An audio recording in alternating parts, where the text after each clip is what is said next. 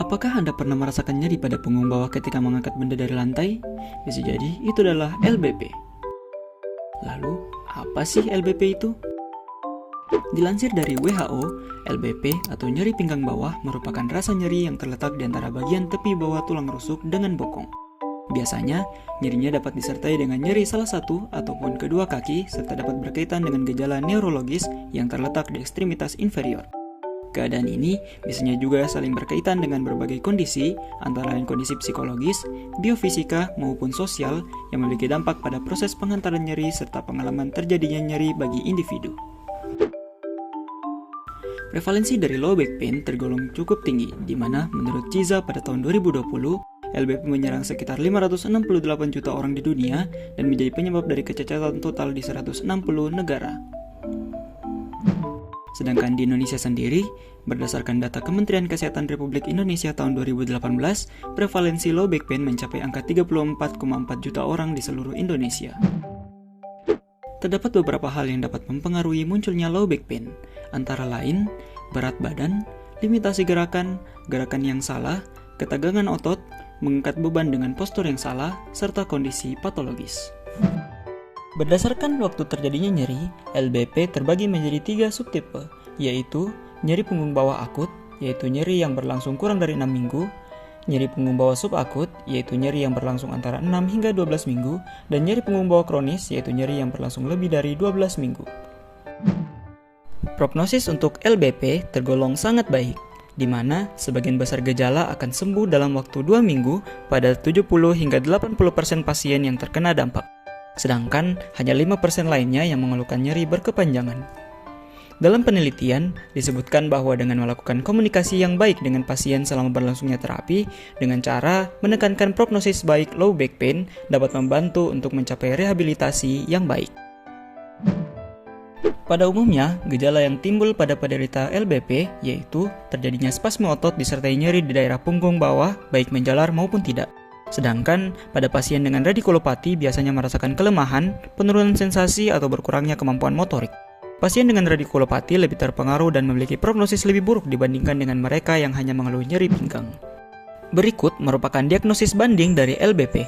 Yang pertama, ada compression fracture, yaitu adanya riwayat trauma kecuali osteoporosis, adanya nyeri tekan setinggi tulang belakang, dan juga adanya nyeri gerak.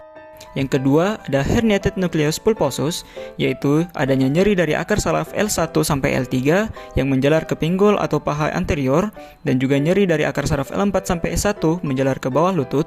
Kemudian ada lumbar strain atau sprain, yaitu adanya nyeri punggung yang menyebar dengan atau tanpa nyeri bokong.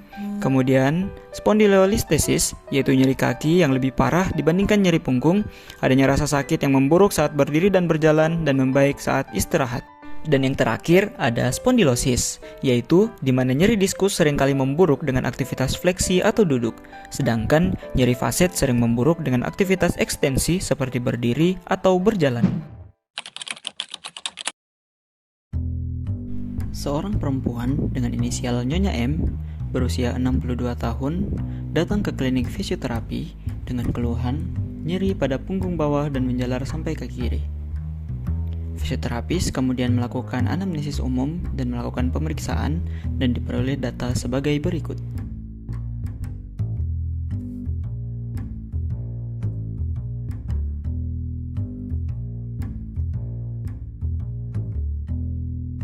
Sembari melakukan pemeriksaan, fisioterapis melakukan history taking untuk mengetahui riwayat penyakit dari penderita, di mana penderita merasakan nyeri pada punggung bawah sejak 2 minggu yang lalu dikarenakan posisi yang salah ketika mengangkat galon yang menyebabkan rasa nyeri di punggung bawah, kemudian nyerinya menjalar sampai ke kaki kiri. Sebelumnya, pasien sudah pernah ke dokter dan melakukan pemeriksaan X-ray. Setelah ke dokter, pasien langsung ke fisioterapi karena sebelumnya sudah pernah melakukan terapi. Untuk aktivitas sehari-hari, pasien merasa sangat terganggu ketika membungkuk dan duduk lama, sehingga pasien juga tidak bisa melakukan hobinya.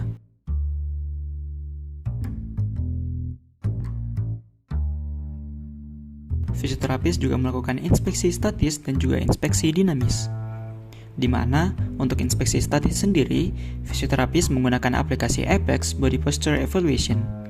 dan diperoleh hasil adanya pelvic tilt sebesar 5 derajat, adanya alignment patella sebesar 10 derajat, dan juga tidak ditemukan adanya skoliosis.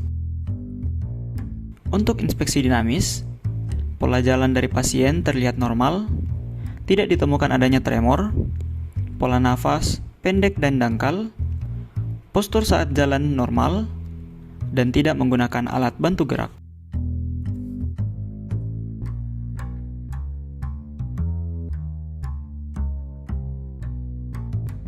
Fisioterapis kemudian melakukan palpasi pada otot-otot di bagian punggung belakang hingga ke paha, di mana didapatkan informasi suhu pada bagian-bagian tersebut tergolong normal, tidak terdapat udem pada bagian-bagian tersebut, kontur kulit normal, namun terdapat spasme pada musculus erector spine dan musculus piriformis. Untuk tes orientasi, fisioterapis melakukan tes tidur keduduk, di mana mampu dilakukan oleh pasien tanpa disertai rasa nyeri,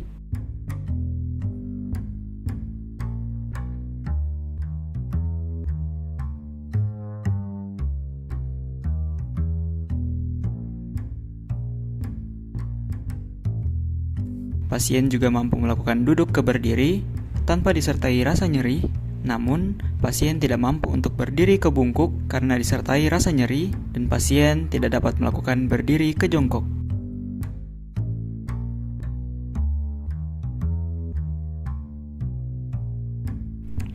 Untuk pemeriksaan fungsi gerak dasar atau PFGD regiolumbal, pasien kesulitan melakukan gerakan aktif fleksi karena disertai rasa nyeri.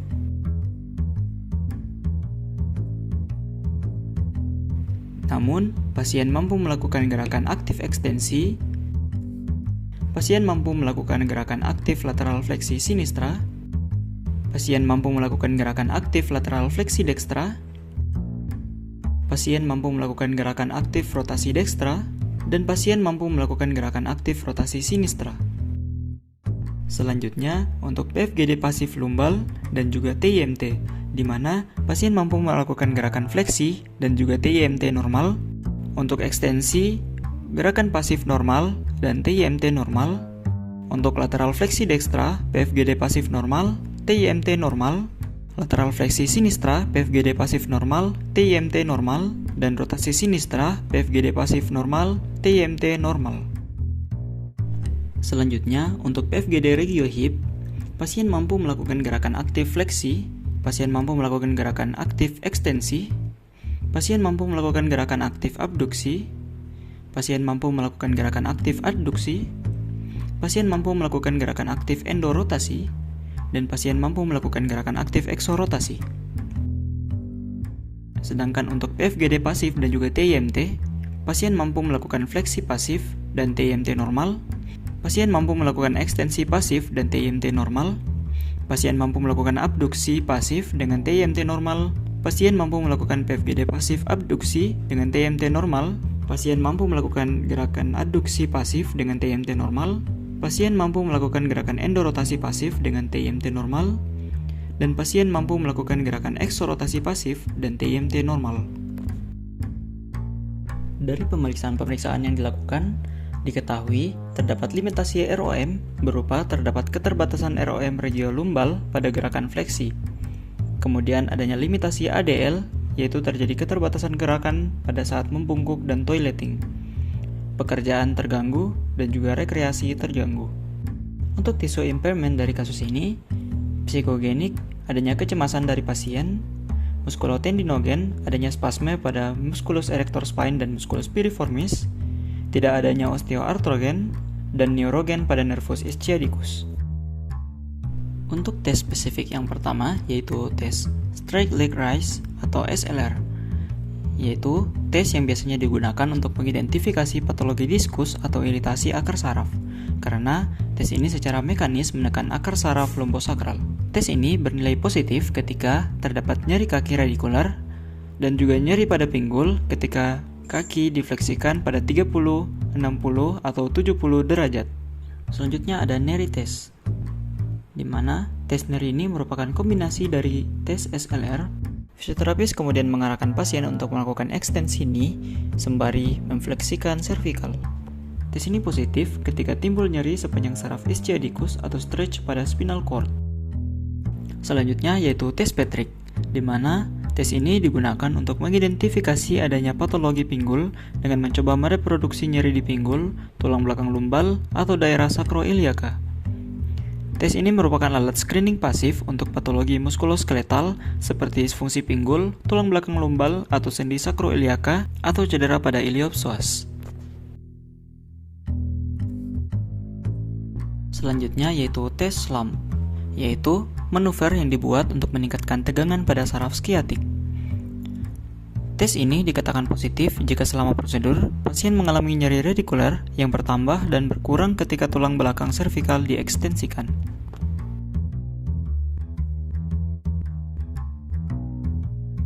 Berdasarkan pemeriksaan-pemeriksaan yang telah dilakukan, dapat disimpulkan untuk diagnosa fisioterapi yaitu gangguan gerak dan fungsi gerak regiolumbal berupa nyeri tekan dan nyeri gerak pada punggung bawah sebelah kanan, limitasi ROM, dan limitasi ADL at causal low back pain non-spesifik. Sedangkan untuk problem fisioterapinya ditemukan untuk problem primer yaitu adanya nyeri punggung bawah disertai dengan menjalar sampai kaki kiri. Sedangkan untuk problem sekunder yaitu adanya spasme musculus erector spine dan musculus piriformis. Kemudian untuk problem kompleks, adanya gangguan ADL berupa gerakan membungkuk dan juga toileting.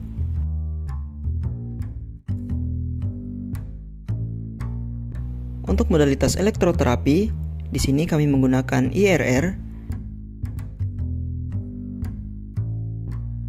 yang digunakan pada frekuensi 1 kali setiap terapi dengan intensitas jarak dari alat ke kulit yaitu 30-45 cm menggunakan teknik lokal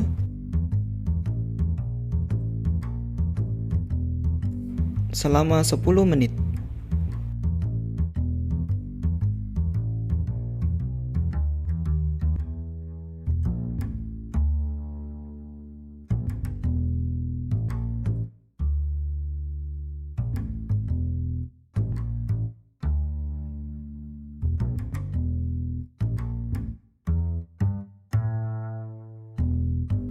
Kemudian kami menggunakan modalitas laser, digunakan 1 kali setiap terapi, jarak dari kulit sekitar 5-7 cm, teknik yang digunakan direct, selama 10 menit.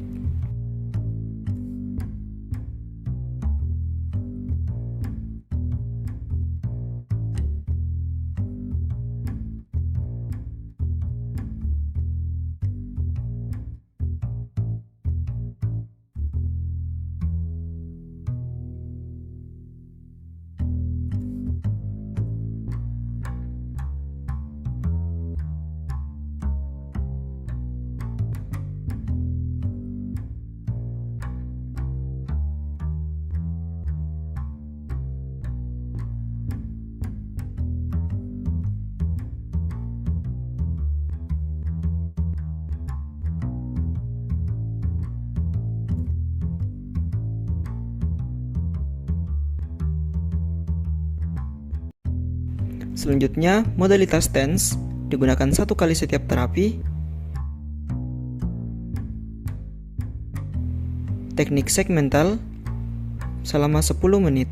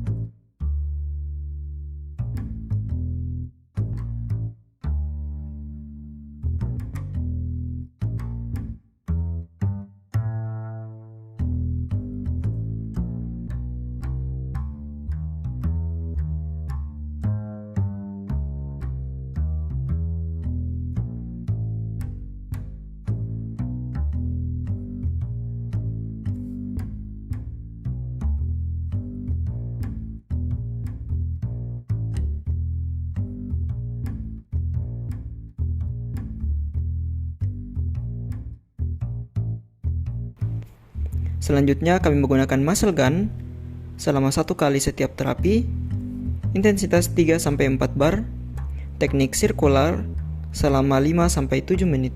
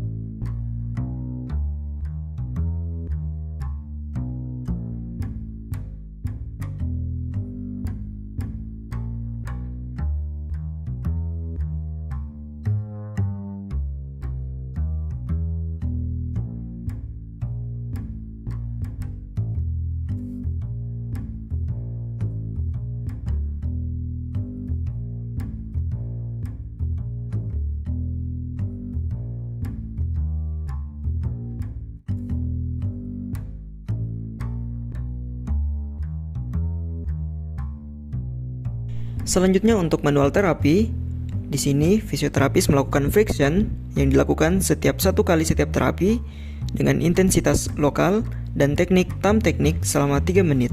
Fisioterapis juga melakukan teknik elbow yang dilakukan selama 1 kali setiap terapi dengan intensitas lokal selama 3 menit.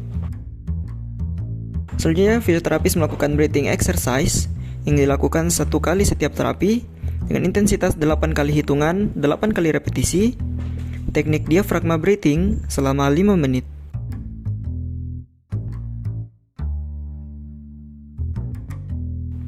Selanjutnya, stretching exercise yang dilakukan 1 kali setiap terapi.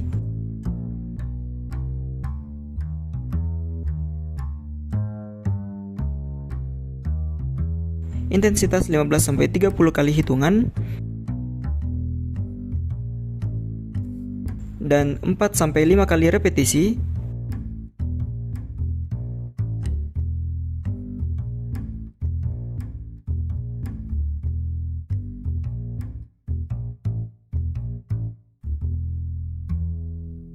Teknik pada musculus piriformis dan musculus gastrocnemius selama 7 menit.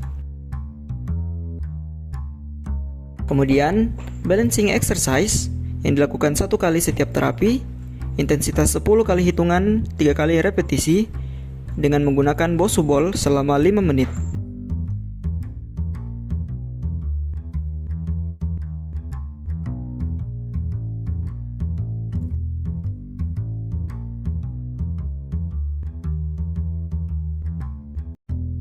Selanjutnya ada exercise terapi cat and camel exercise dilakukan 1 kali setiap terapi, 4-6 kali repetisi selama 5 menit.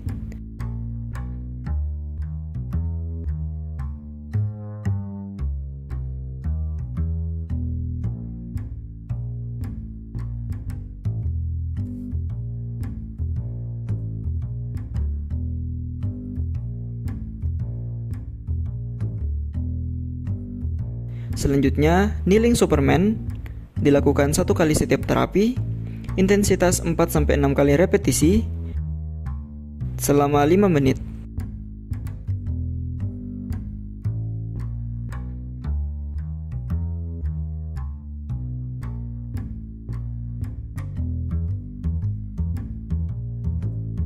Kemudian melakukan elektroterapi palm recovery dilakukan 1 kali setiap terapi, intensitas 5 bar selama 10 menit.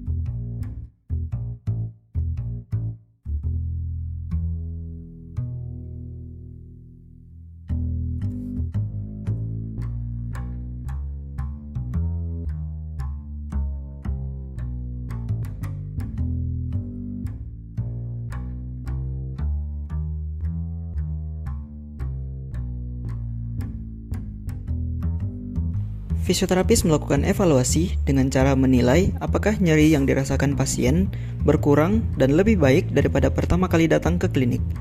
Dan sekarang, pasien sudah mampu melakukan gerakan membungkuk yang awalnya merasa sakit saat membungkuk. Dalam menangani kasus ini, fisioterapis melakukan dokumentasi dan kemitraan dengan cara mencatat identitas pasien, mencatat semua hasil program fisioterapi, dan mencatat semua kejadian saat program fisioterapi. Fisioterapi melakukan kemitraan dengan tenaga kesehatan lain seperti ahli radiologi dan juga dokter.